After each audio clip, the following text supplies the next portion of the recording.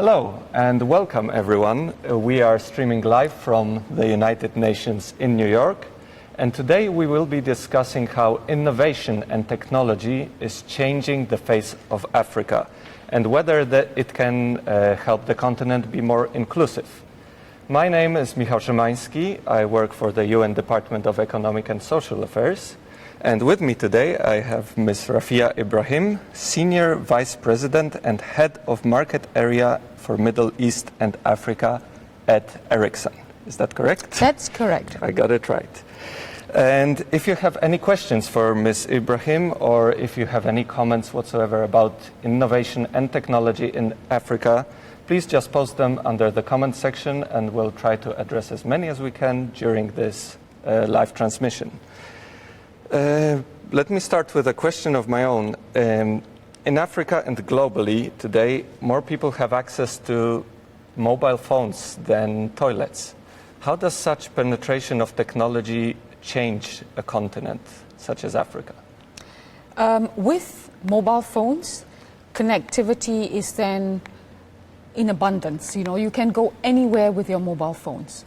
And that helps you to connect not only for purposes of business, it can be school children, it can be entrepreneurs, it can be those who are staying at home, it could be doctors. So with this, it helps to even bring up the level of medical attention, for even financial services. So it goes in abundance. So connectivity is very critical for this purpose. And how does it change the lives of people in day-to-day, maybe some isolated communities who haven't had a toilet or running water till now, and now they have cell phones? What does it mean for them? If we look at some examples, I think we should look at the vulnerabilities that will affect those in very remote villages. If anything were to happen in a crisis, it always hits the remote villages, whether it is example of Ebola in West Africa, examples of an earthquake or tsunami. Right. So whilst this connectivity is relevant for everyone, but for those in the rural areas, it helps them to then ask for help for emergency in cases of health crisis, like I mentioned in Ebola. The doctors, the medical support through social media was exchanging what was happening. It also helps to educate them, okay, now is the time to do this, or to go where to get some support, what next to happen. So it gives them the updated information easily without having to travel miles. So this is something that has been very successful, we must say, how they managed the crisis, and they have even used it as a best practice when Ebola was found in Nigeria. So I think these forms of best practices is what we would expect of crisis and vulnerabilities happening in Africa. Yeah, thank you. And when we have the stereotypical image of Africa, it's not, the first thought isn't high tech or innovation, but actually there are a lot of innovations coming from the continent. Yes. Could you name some examples, and how are they changing Africa? Okay, let me name one particular one that has been, really reaping off the benefits not only from individuals, but even the government, even entrepreneurs. And this is the mobile money platform. Once upon a time, if we look at it, there are no banks in some areas in Africa. There is no way that they can access and put into a bank account. But using the smartphones that you have, using the mobile subscription that you have, and the mobile money solution that you have access already to banking services, you have access to even trying to put in insurance, health insurance for yourselves. At the same time, the government is also using this such that if they want to make payments for school fees, whether it is mothers who want to just make an online payment, immediately it can be done. So I think the mobile money is one of the innovations that have really helped many in Africa to find ways, therefore, to help themselves and also to help others, and they communicate with one another in a very good way. But it's also important to make sure these open systems are available, that it can communicate and transact with one another. So it doesn't become just they themselves, but it is open to others as well. Right. And we have a question from our online audience. Thank you very much, and keep them coming. Tong is asking, are there any existing experiences by other regions in popularizing technology that Africa could learn from? I believe that in some technologies and innovation, it comes from Africa, because it is them who have a need for a certain particular need. For example, and mobile money was one. They started it, and now it is exporting more to Middle East and certain parts of the more remote areas. In other areas, it could come the other way around. For example, maybe e-education, or helping refugees, as an example, whereby they want to connect to their families after they have, left their home country. Those ones happen in parts of the Middle East, but now that could also be used for Africa. But you can always adapt that to make it more relevant to the case, So it is a database of information of family and friends. You go on social media, you can say, I want to look for a certain person. And then you can use it for that purpose. So let's say there's a crisis of a tsunami or an earthquake. Somebody wants to look for their family members. Then they can go to this form of an innovation and solution. That's great. And you mentioned mobile money as an example of how technology helps inclusiveness. And are there any danger that technology could actually deepen the divides in societies, where people who are excluded are even more excluded without access to technology? Yes. So that comes to a very important point, that when we have this ability to make sure everyone is inclusive, when we call that equitable and inclusive, it means everyone from whichever part of the world, and we try to break that digital divide. And that is what it is so important, that when they do spectrum allocation in some countries, they also address the very rural areas, so people from the lowest category of education and literacy can access mobile services, and those with the highest level can also access that. So this is to avoid that digital divide. And as you mentioned, if you have all these innovative solutions, could there be some danger? Yes, there could be, of course. So therefore, it is important to also put security into your solutions. So when we try to make sure that we have solutions that's being implemented across, security is one aspect of it, especially if it's something to do with banking and financial. For sure. Yeah. And do you think, what are the conditions that make it easier to implement new technologies and innovations, and what are some of the obstacles that prevent it from flourishing? Okay. The ones that will be easy is when the government sectors in that particular country, they can align together and decide what are the specifics, goals that they want to achieve.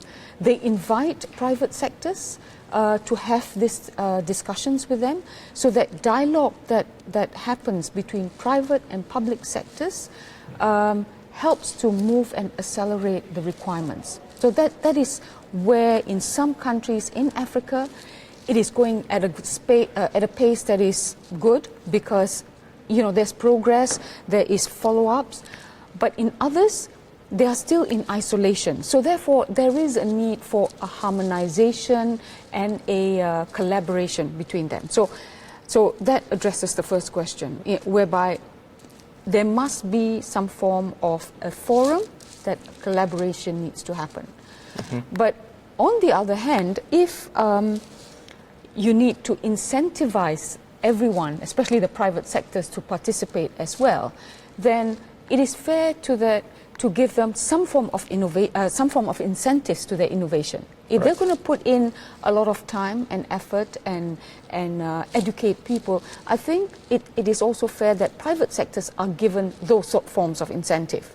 And nowadays, those forms of incentive can be, well, you set up a lab in a technology park, and then you get an incentive as such. You know, you can get grants, and then you can bring in academias to participate in those innovations. So I think there's different ways how you can then bring all the members together to make sure they feel that they are relevant for the society.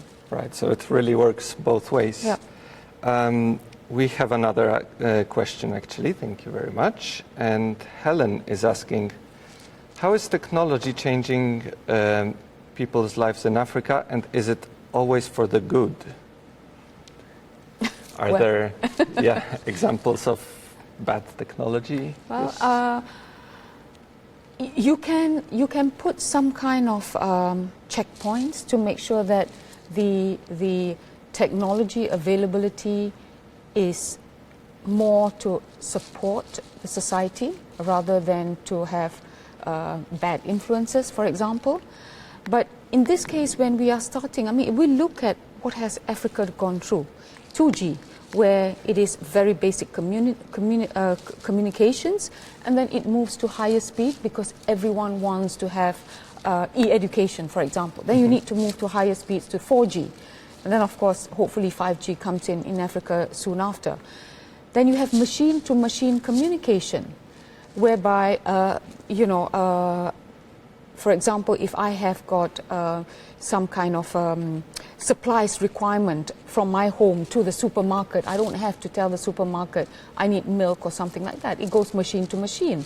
So in all these new technologies that's relevant in the other parts of the world, Africa will want the same, because they are human just like the rest. They want to automate, they want to make things easier. They are very smart individuals, they are very youthful, and they are a young generation, young population. So I believe that it is a need that we need to include them in whatever technology advancement that's going to happen. They will want everything the same as every part of the world. So there is no different. So is it technology for good? In what I see, it is technology for good. If there is specific situations that you may need to put checks and balances, I think the government, as the policy formulation is done, need to make sure that it is done in the right way, for the right people, and do some light touch regulation, put it that way. Mm-hmm. And very important point there about inclusion, that not only it can be a tool for inclusion, but it that people, young people especially, should be included in creating technology from the start. We have another question from Cynthia. Thank you very much. How can this technology improve the interest of youth in agriculture to create wealth and sustainable communities in rural areas? So a specific question about agriculture. Very relevant indeed, because agriculture is actually one of the resources in Africa. I mean, unlike some other parts of the world where there's only desert, but they have abundant land that can be made for agriculture. The distances to go to these parts of the farms, let's say, is quite a distance. So if you use technology whereby we can put sensors into a field, whether it's a corn field, for example, and that is connected back, and these sensors are small devices, very cost-effective ones, and that sends back information to a center whereby it says that now I need to water the field. Right. Automatically there'll be water being in the field, and the sensors will say, okay, there's enough water in the field, let's not flood it, stop the water stops. Or it says, I need to have some disinfectant because there's some insects invading the fields. And then there will be this information going back. So this is what we call the machine-to-machine communication. You need to have low latency because it's quite fast, but you need the devices to be with very low battery power because it needs to last a long time. So it will switch off when it's not needed and it's on when it's needed. So I think this will help agriculture a lot. You don't have to go all the way to the farms to do it. You have machine intelligence, that's what is happening right today. And for the youth, I think they love to create these new ideas. They have a lot of innovation and creativity, so they can come up with these solutions and then give it and sell it maybe to the companies that's doing all this, running these agricultural farms, and try to make a living out of it. So instead of having more farmers, we have all these machines doing the job for us. That sounds very futuristic. Is that already happening in parts of Africa? Yes, it is already. Oh. It's just a matter of how much more we want to do. So this is one important thing on agriculture. There's also other things like mining, where there is coal mines in some parts of Africa, where you don't have to go down to the coal mines and and then find out, is it relevant for you to do specific activities. There are indicators that shows you what's happening, exactly when. Wow. And my last question will be, for our viewers who are watching, whether they are a member of a disadvantaged community in Africa or whether they are investors who are looking to invest in new technologies in Africa, what would be, what are the steps that they can take to advance technology and innovation on the continent? When I was in South Africa recently, I had a university which actually approached us as Ericsson, a private sector, to say, do you want to do a project where we can use our students to have solutions for the disabled, the deaf or dumb? They are the ones who came up with it.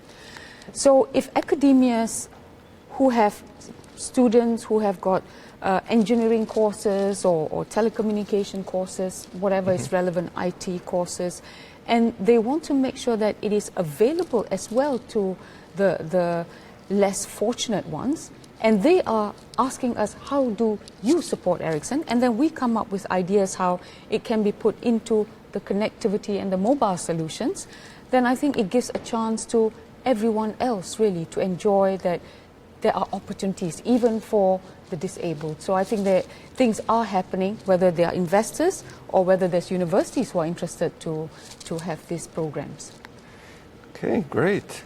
Thank you very much. I think our time is up. Thank you very much for being with us. And for all of you watching, we will be posting a link under this video stream where you can find out more about the ongoing ECOSOC event, which is happening this week and which discusses innovation and technology for resilience. Thank you very much for watching. Thank you for all the questions. Thank you for being with us, and goodbye. Thank you.